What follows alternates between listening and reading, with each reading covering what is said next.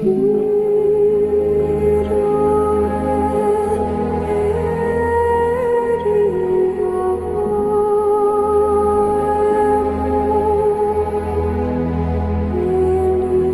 have their complete agenda. We know everything that transpired. And they're going to be shocked when they see American Free Press this week, a 4-page pull-out insert that gives the all about their message. As usual, it's, well, one interesting thing is they are very upset about Ron Paul. Their concern over Ron Paul fascinated me. Okay, but you specifically, this is coming from Bilderberg, I mean, from Trilateral Commission, same thing. Why are they still worried about Ron Paul? Because they're concerned about Ron Paul's turning out thousands and thousands of young voters who are getting what they call their political education. Well, the political education Dr. Paul is giving these throngs of young people is exactly the opposite of what Bilderberg and Trilateral want. So they're worried about the movement and what it's built rather than the candidacy. Yes, they're sure that Ron Paul himself says that he recognizes no chance to be elected president. Well, if Ron Paul will give us some marching orders for the tens of whatever he says, like let's try to repeal NAFTA now that it's up, or let's repeal gun laws, or let's shut down the border or end the war, they would go out and continue the grassroots operations. Right now, they're still spending 99% of their time on the delegate process and running around shouting Ron Paul and buying his book. And that's all fine and dandy. We sell the book, too. It's just that I think Ron Paul needs to understand he is the leader right now, and he needs to, I think, go ahead and give some orders, because an army that doesn't fight kind of falls apart.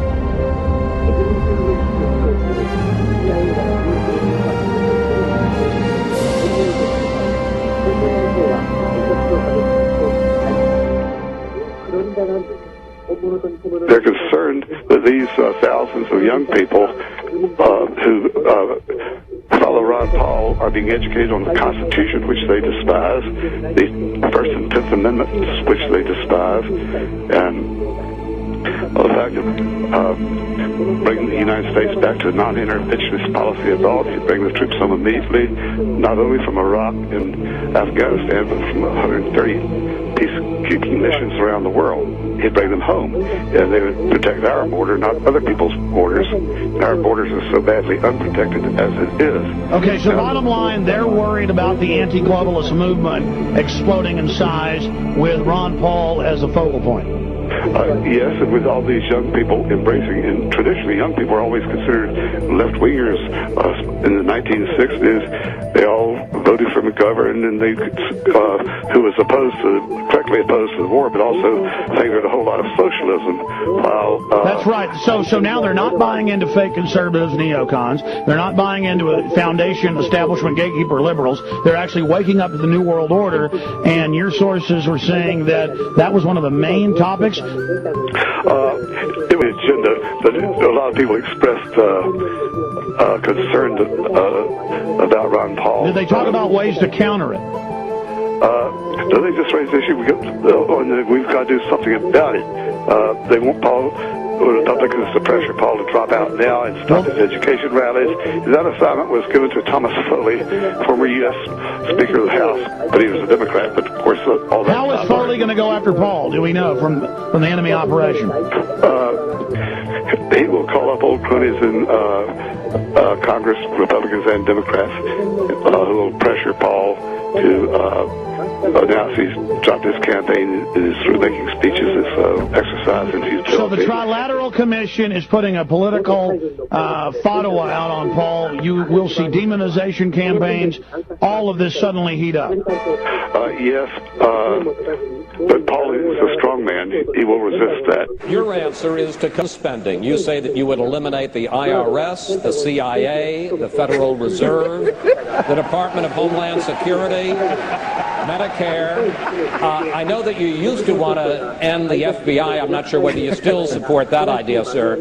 Perhaps you can tell us. But if you get rid of the CIA, let alone the FBI, how would President Paul have any idea, any intelligence of what our enemies, foreign and domestic, are up to? Well, you might ask a better question. Before 9/11, we were spending $40 billion a year. And the FBI was producing numerous information about people being trained on airplanes to fly them but not land them. And they totally ignored them. So it's the inefficiency of the bureaucracy that is the problem. So increasing this with the Department of Homeland Security and spending more money doesn't solve the problem. Yes, we have every right in the world to know something about intelligence gathering, but we have to have intelligent people interpreting this information. But you know, just going for increasing presidential powers, as been discussed, is rather disturbing to me. This whole idea that we're supposed to sacrifice liberty for security, we were advised against that. Don't we remember that when you sacrifice liberty for security, you lose both? That's what's happening in this country today. We have a national ID card on our doorsteps. It's being implemented right now. We have FISA courts. We have warrantless searches. We've lost habeas corpus. We've had secret prisons around the world, and we have torture going on. That's un-American, and we need to use the power of the presidency to get it back in order to take care of us and protect this country and our liberties. Thank you, Congressman. 多数のヘンダロン株が翌日のフライトをキャンセルしサンフランシスコ市長ウィル・ブラウンが翌朝の飛行機に乗るなど警告の電話を受け電話のニュースは僕がアリメントを担当したりコンビニじゃない